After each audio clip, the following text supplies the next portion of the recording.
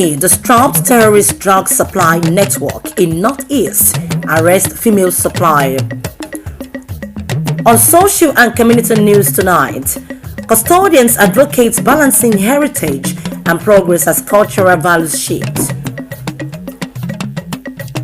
Osrc News Department celebrates as donations pour into enhanced productivity service delivery. Family, friends, and colleagues pay last respect to Olori Omowa of Isiko, Pa Durojaye Ario.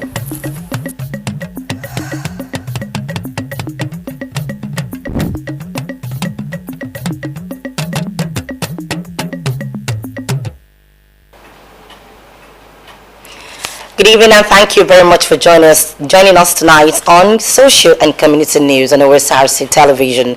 My name is Oyewumi Ayinigbara. And tonight we begin from Ondo State, and the Governor, Lucky Aiyedatiwa, has reaffirmed his administration's commitment to supporting the National Drug Law Enforcement Agency, NDLEA, in its campaign against drug cultivation and trafficking. The governor made assurance during a meeting with Chairman and Chief Executive Officer of the NDLEA, Brigadier General Mohammed Buba Marwa, retired, and his delegation at the Presidential Lodge, Government House, Akure, declaring Ondo State ready to host and actively participate in the national initiative. Aiyedatiwa said the choice of the state was deliberate. The governor emphasized the importance of collaboration and active engagement and described the agency's program as timely and critical for national development. Outlining the state's advantages, Aiyedatiwa cited the state's political stability, peaceful environment, abundant food reserves, and industrious population.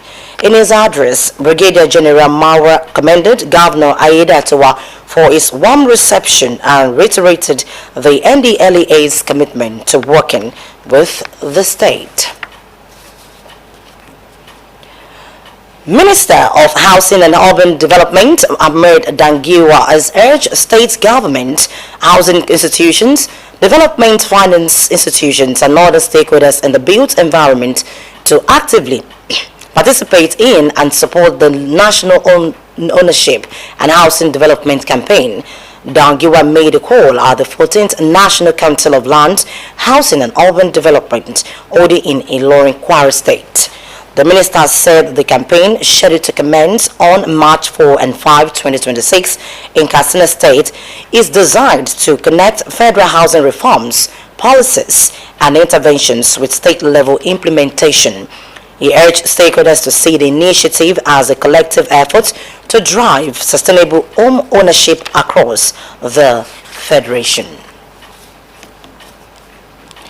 The Socio-Economic Rights and Equitability Project, SERAP, has filed a lawsuit against the Minister of Power, Adebayo Adelabu, and Nigerian Bulk Electricity Trading PLC (NBET) over the failure to account for the missing or diverted 128 billion naira public funds from the Ministry of Power and NBET.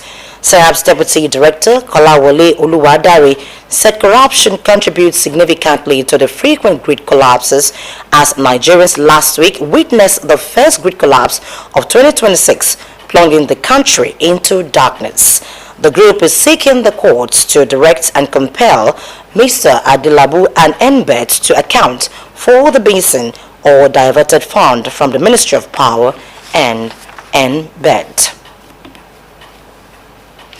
And our two security troops of Operation Adinkai have arrested a 65-year-old woman, Awa Abdulaziz, over her alleged involvement in supplying drugs to Boko Haram terrorists in the Northeast. In a statement, spokesman for the Joint Task Force Northeast, Operation Adinkai, Sani Uba, said the suspect was arrested in Askira Uba local government area of Borno State. According to Uba, the suspect is alleged to be one of the suppliers of cannabis sativa to Boko Haram terrorist element and a key conduit in the distribution of the substance across several communities within the theater of operation.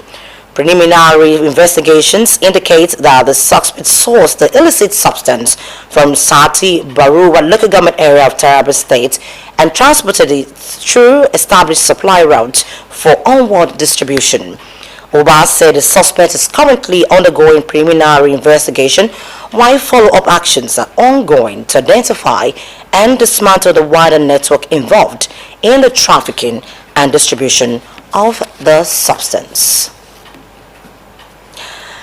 We'll take a short break now. When we return, we'll bring you some social and community news. Please do rejoin us again.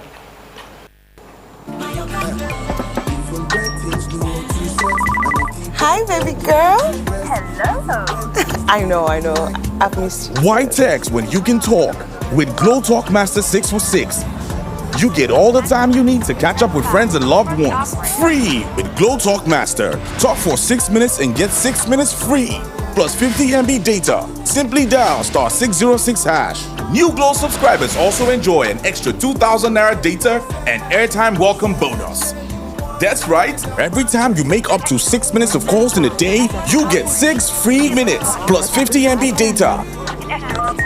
Simply dial *606# now to enjoy Glow Talk Master. That's right, 50 MB free data to connect and share as you please.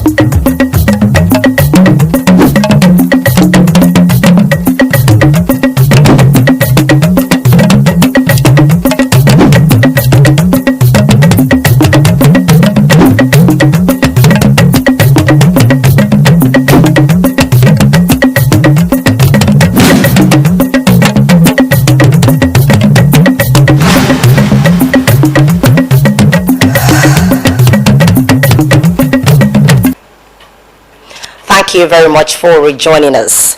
You can watch us live on our digital channel Moreplus 720 and also on our website www.osrc.ng.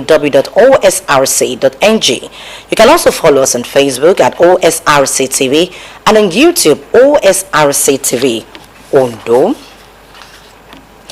And now to some social news. After months of demanding news gathering and reporting, the News and Current Affairs Department of the Ondo State Radio Division Corporation, Osrc, and Orange 94.5 FM came together for an end-of-the-year get-together.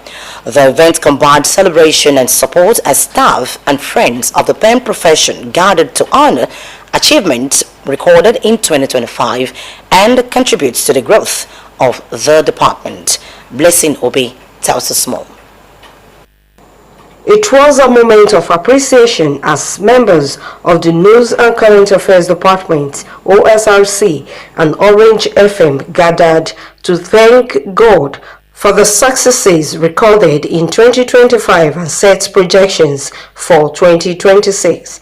Chairman of the Planning Committee, Kunle Ariyo, represented by Kemisola Ojomu, noted that the gathering was organized to give staff a well-deserved break from the rigors of the profession. We want to use the opportunity to marry, dine and wine together, and we'll continue to look for better opportunities in a place of work and outside here. The highlight of the event was the presentation of 9 NUJ awards won by staff of the corporation to the Director General OSRC, inspired by the management's effort at repositioning the corporation to meet global standards. The News and Current Affairs Department mobilized support from friends of the pen profession to improve the newsroom environment. Several individuals responded with donations which were unveiled during the gathering. Items donated include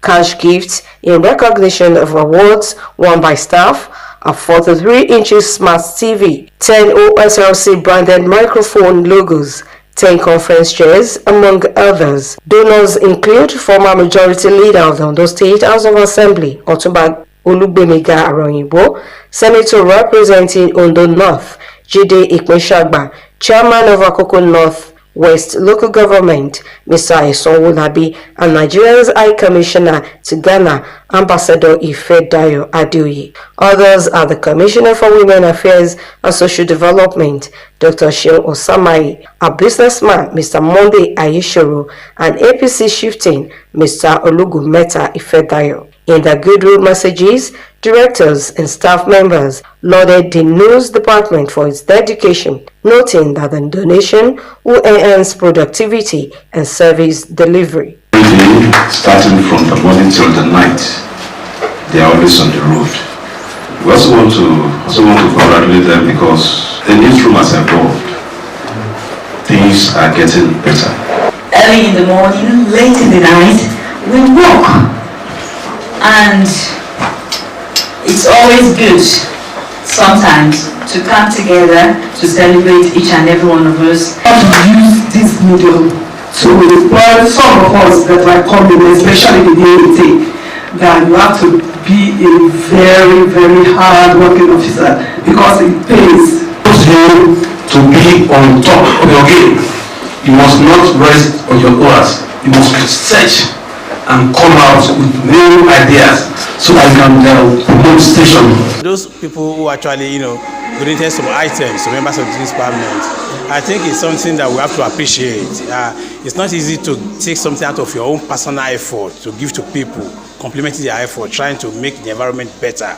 And to those who have been able to do that for the department, we say thank you very much. When you have what to work with, it will boost your morale, it will boost the working condition. We are grateful for this, and we thank those who gave us these materials to work with. We appreciate the donations and the beautiful things that were handed over to the department.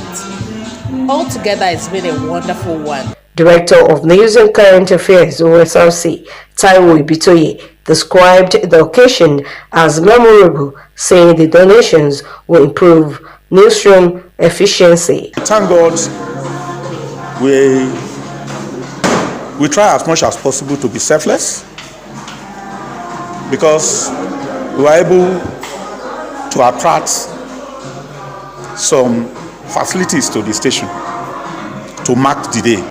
Director of News and Current Affairs, Orange FM, Adebimpe Akindele, commended the Director General for his leadership, urging staff to remain committed to professionalism. We have to continue to do our work to ensure that things grow normally. Director General Osrc, Kenneth Odushola Stevenson, praised the department for its dedication, noting that selfless service remains key drivers of organizational growth. Before we came in, I'm sure Mr. Bitoye has been here, and there was no time that he would accept to collect a donation for this place. But today he goes out and be talking to even the senator to donate things and all of that. We call a friend in Ibadan to come and help us without giving money. Some of them will even supply things to us without money. I'm sure nobody will want to do such things. It's because of relationship, right? And the trust that they have in what we are doing here. And I want to commend every single one of us. Every single one of us for accepting us for who we are. We are just, a servants in this place. We have to rely on you all to perform, because we cannot do anything without you. Let us lead with passion in various departments, whether you're a cleaner or not. Alright, so if you don't clean the table, if you are caught with the white cloth, it will be stained.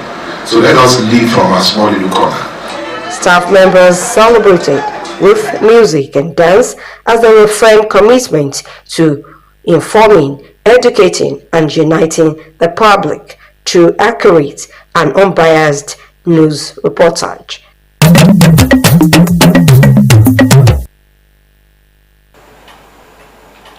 Wow, it was indeed a very beautiful time, and the get-together also served as a moment of reflection and renewed commitment as staff expressed optimism for a more productive and impactful year ahead in news gathering and public service.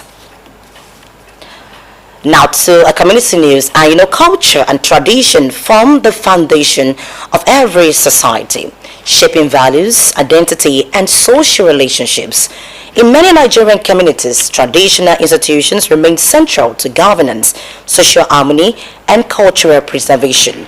Reactions from traditional authorities, cultural practitioners, and residents reveal deep concern and pride in preserving Akure's cultural identity. Adewumi Taiwo completes this report for Social and Community News. Culture and tradition is rich in history, customs, and long-standing traditions passed down through generations. Traditional leadership, festivals, music, and indigenous practices continue to play vital roles in community life. Despite the influence of modernization and globalization, many cultural values such as respect for elders, communal living, and traditional arts remain strong, while the need to protect these traditions from gradual decline, especially younger generations, is very essential.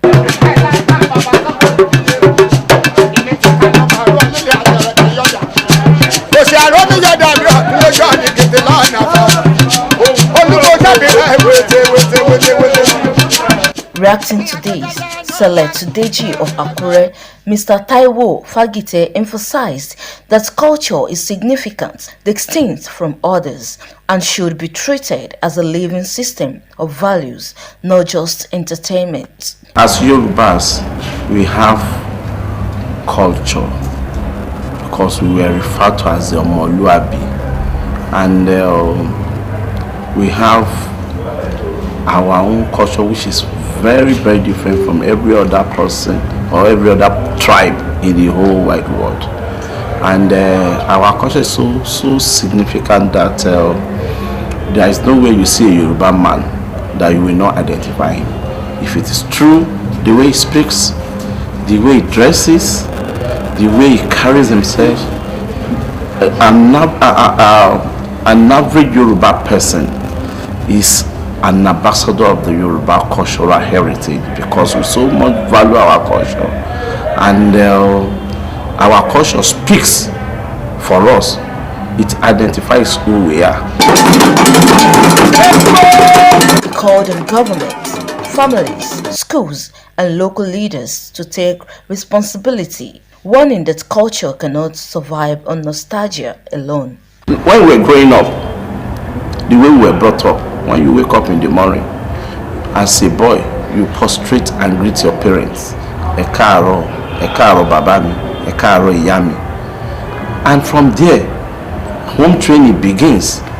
They begin to teach you how to respect people, how you behave in the society, how you behave to elders, how you behave even in school. But nowadays, those home training has gone to institution, I can tell you. That's why you see a lot of all these young boys don't have respect for elders, because we don't value our culture and tradition anymore. Also responding, a traditional troop leader, Oluwaseun Omotayo, noted the importance and relevance of culture and traditions. He urged the society not to forget their roots and ensure they keep practicing their culture and traditions.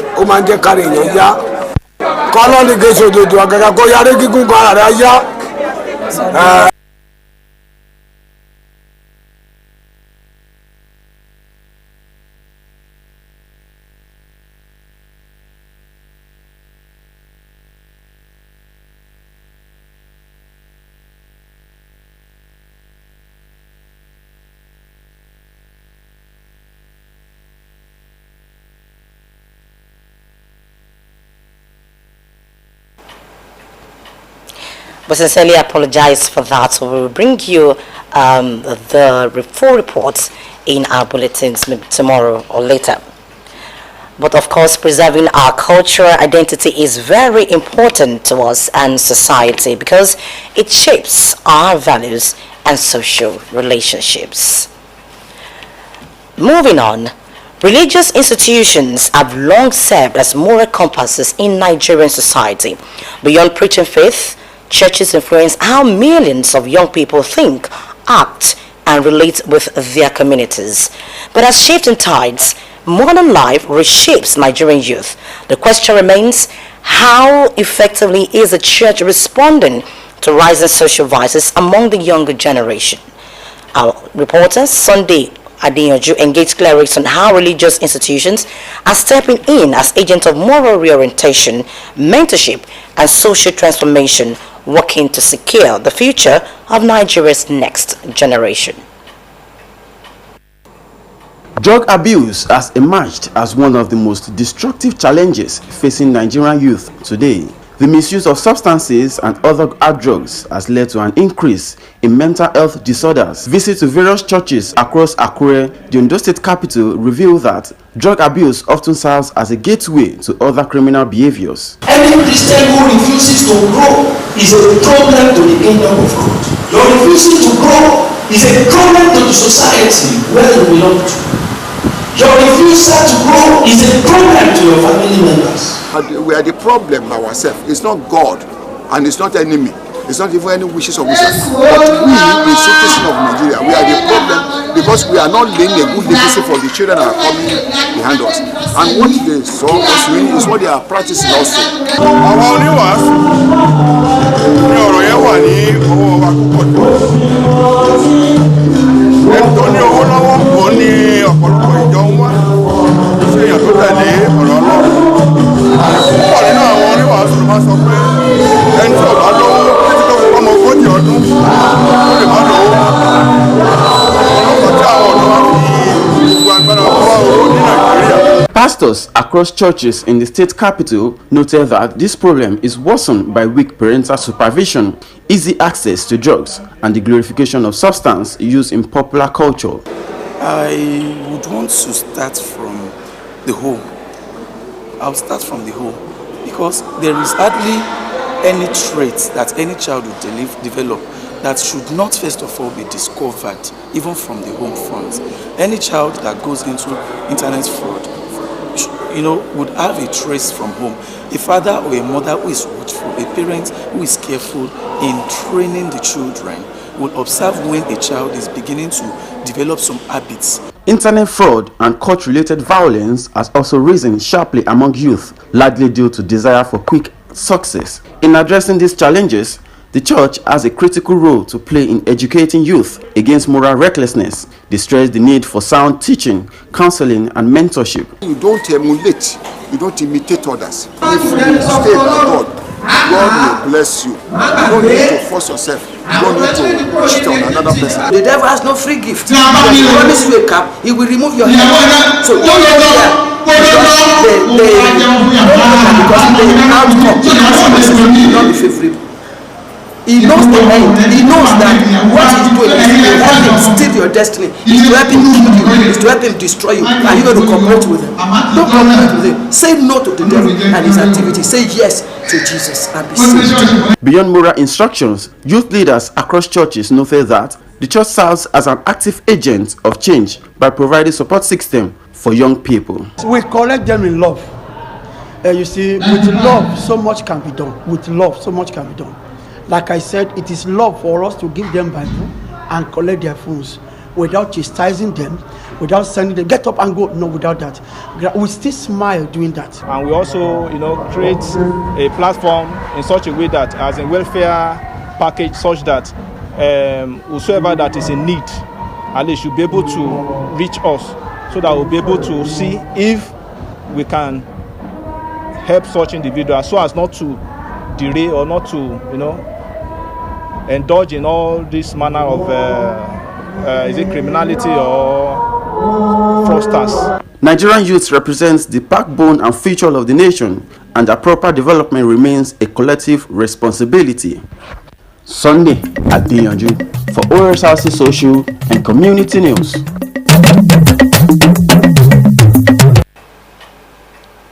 But honestly, is the church actually effectively responding to the rising social vices among the younger generation? Because truly, the essence of having religious institution is for shaping society so we can have a sane society and inculcate good habits and morals into people, especially the younger generation. Now, the Isiko Kingdom in Akure, the Ondo State capital, was agog with cultural tradition and solemn gratitude as family members, dignitaries, and well-wishers gathered to bid farewell to one of its most revered elders, Pa Duro Jaye Ariyo, the Olori Omowa of Isiko, and the oldest man in the kingdom, who passed on at the remarkable age of 110.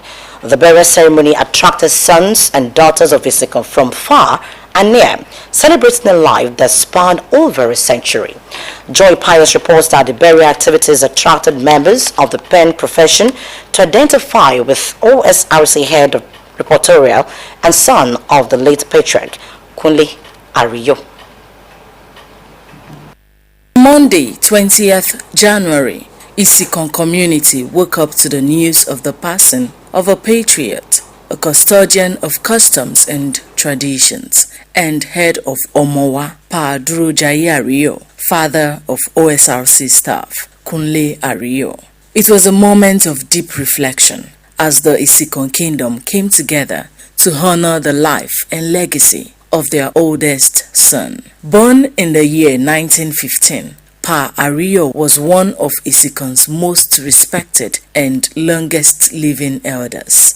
A man whose lifetime journey mirrored the history of the town itself. As the oldest living elder in Isiko, he stood as a living bridge between the kingdom's distant past and its present, witnessing colonial rule, Nigeria's independence, and modern nationhood. In line with rich Yoruba tradition, family members upheld age-long customs as bean cake, known as akara, was fried by relatives and served to guests who came to console the family, a practice symbolizing hospitality, unity, and honor for a life well lived.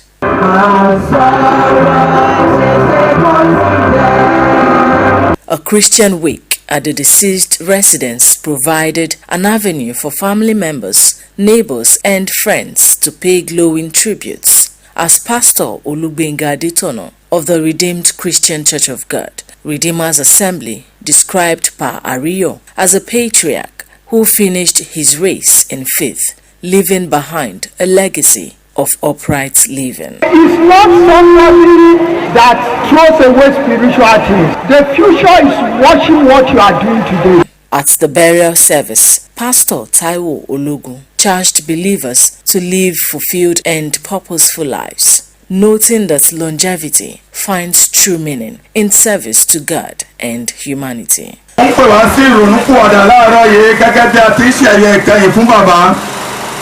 Àkókò tó yẹ tó sì tán nìyẹn láti jókòó kó ronú ara rẹ.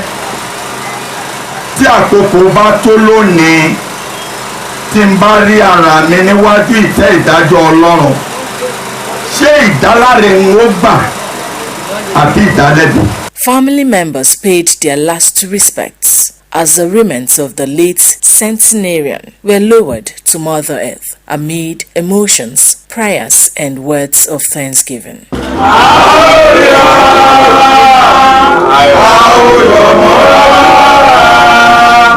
Son of the deceased and staff of the Ondo State Radiovision Corporation OSRC, Kunle Ariyo, alongside other family members, described their late father as a loving, disciplined man and a dependable pillar of strength whose counsel shaped generations. I will greatly miss him as a father. I also greatly miss him as a teacher who taught me so many things while he was alive. All I pray is that God should grant him eternal rest, and the children that he left behind, God should also prosper them. It's a great loss for all Isiko people. He was a very nice man. Let me that way, because it's not easy. I lost a hero. He's a very good man. He's a man that always wants the best for all his children, especially in the aspect of education. He doesn't joke with that. That gift of longevity actually gave him, the full work of historical support that whose intervention would douse a number of things. The ceremony also witnessed the presence of various cultural groups who added glamour and traditional rhythm to the event, while staff of the Ondo State Radio Vision Corporation, led by the Director of News and Current Affairs, Taiwo Ibitoye, rallied round their colleague in solidarity and felicitation.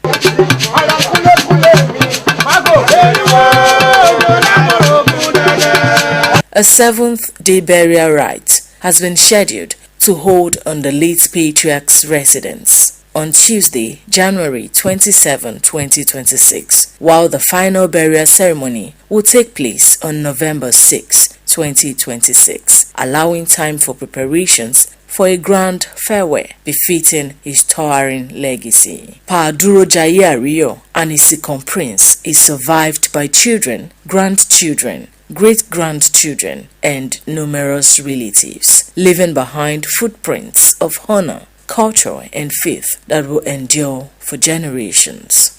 Joy Pius for OSRC Social and Community News.